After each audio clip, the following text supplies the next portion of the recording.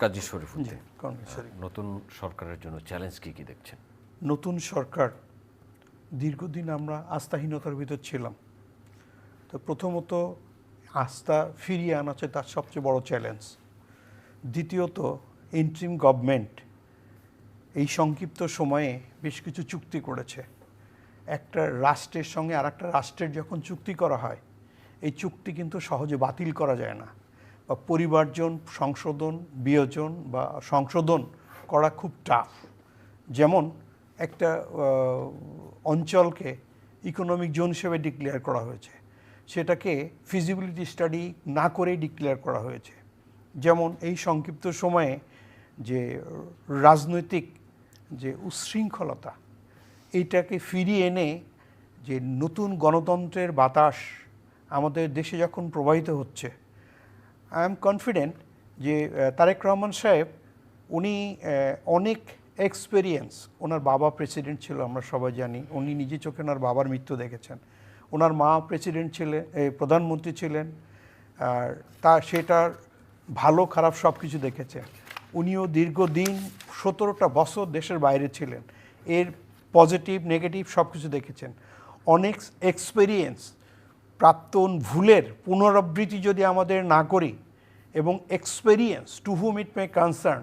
একজন ডক্টর জানে কেমন করে মেডিকেল ট্রিটমেন্ট করতে হয়, একজন মাস্টার জানে কেমন করে স্কুলের উন্নতি করতে হয়, একজন কৃষক জানে কেমন করে কৃষির মাঠে ফসল ফলাতে হয়।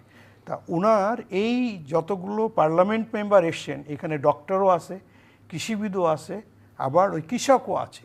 Two whom it's may concern, যে সেক্টরে যিনি অভিজ্ঞ তাকে দিয়ে যদি উনি ওই মন্ত্রণালয় সাজিয়ে নেন, তাহলে হয়তো পিছিয়ে ফিরে তাকাতে হবে না। বাট ওই সেট করার আগ পর্যন্ত তার প্রতিটা স্টেপ খুব চ্যালেঞ্জিং। আবার absolute power makes a man corrupted, যেহেতু সঠিক। যেমন করে আমি কয়েকদিন আগেও বারবার বলেছি যে ব্রিটিশ পররাষ্ট্রমন্ত্রী উনি একটা বই লিখেছেন 100 বছরের আমেরিকা এবং ব্রিটেনের রাজনৈতিক ভবিষ্যৎ ক্যালকুলেশন রিসার্চ করে। সেখানে আমেরিকার টোটাল 18 জন প্রেসিডেন্ট এবং ব্রিটেনের 26 জন প্রধানমন্ত্রীর উপর। বইটার নাম হচ্ছে হিউব্রিস সিনড্রোম। এখানে অনেকগুলো পয়েন্ট আছে, শুধু লাস্টে একটা বলছে টু অ্যাভয়েড দিস জেন্টলম্যান। সমগ্র ক্ষেত্রে যিনি হ্যাঁ শব্দ উচ্চারণ করেন, প্রতিটা ওয়ার্ডে যিনি হ্যাঁ উচ্চারণ করেন, please try to avoid that gentleman.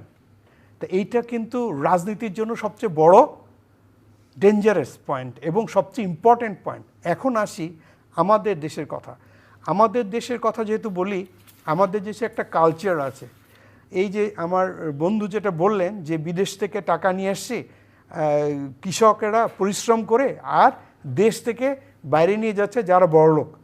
এখন আমাদের দেশ সবার আগে দেশ, যেমন করে আমরা বলছি, দেশপ্রেমটাকে যদি সবচেয়ে ইম্পর্টেন্স দিয়ে যারা যে সেক্টরে দায়িত্বপ্রাপ্ত আছে সবার যদি ইম্পর্টেন্স দিয়ে গিয়ে যায়।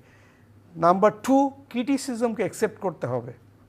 যদি শক্তিশালী বিরোধী দল না থাকে, পার্লামেন্টে সবাই যদি হ্যাঁ হুজুর বলে, তাহলে কিন্তু আমরা আবার একটা ভুলের পথে এগিয়ে যাব।